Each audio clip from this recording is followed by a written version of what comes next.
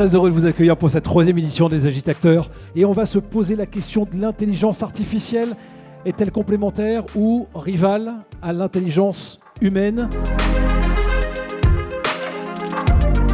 La soirée débat, en fait, elle a pour objectif de réunir des visions différentes.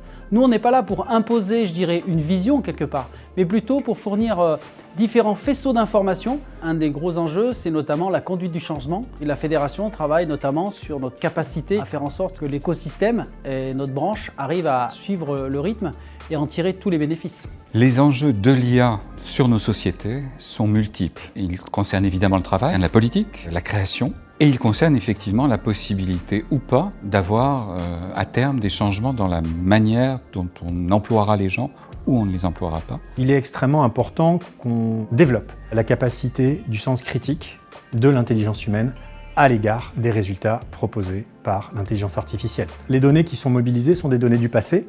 Quand on va demander à une intelligence artificielle de produire des résultats sur l'avenir, il faut faire très attention sur le fait que le réel résiste. Cette réalité, si on ne la construit qu'à partir du passé, il se peut que beaucoup de choses nous échappent. Dans les neurosciences, il y a une partie qui s'appelle la neuroscience cognitive, où c'est les fonctions de ce cerveau, en particulier communication, apprentissage, compréhension, qui aujourd'hui sont transposées dans le cadre de l'IA et permettent le développement de l'IA. Alors on n'a développé qu'un aspect de ces compétences qui sont l'intelligence analytique.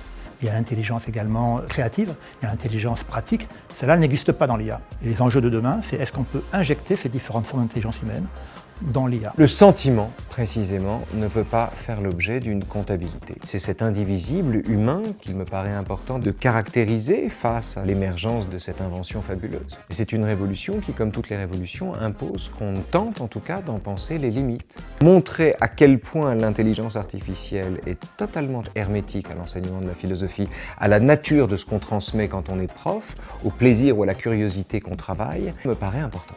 La première stratégie, déjà, c'est d'être informé. D'où la raison pour laquelle nous organisons énormément d'événements pour qu'effectivement les chefs d'entreprise puissent prendre les meilleures décisions en termes stratégiques et notamment au niveau du recrutement et de la formation. Il faut des mesures d'éducation et de sensibilisation, certes, mais il faudra aussi des mesures technologiques pour éviter des dérives et enfin, évidemment, des mesures d'encadrement, donc de législation. L'intelligence artificielle reste un outil au service des perspectives d'amélioration des conditions de vie, des conditions de développement de l'humanité. Imprégnez-vous de ce que vous lisez et soyez attentifs aux détails qu'on y trouve. Ces détails-là sont plus vivants que toute imitation rétroactive d'un comportement humain.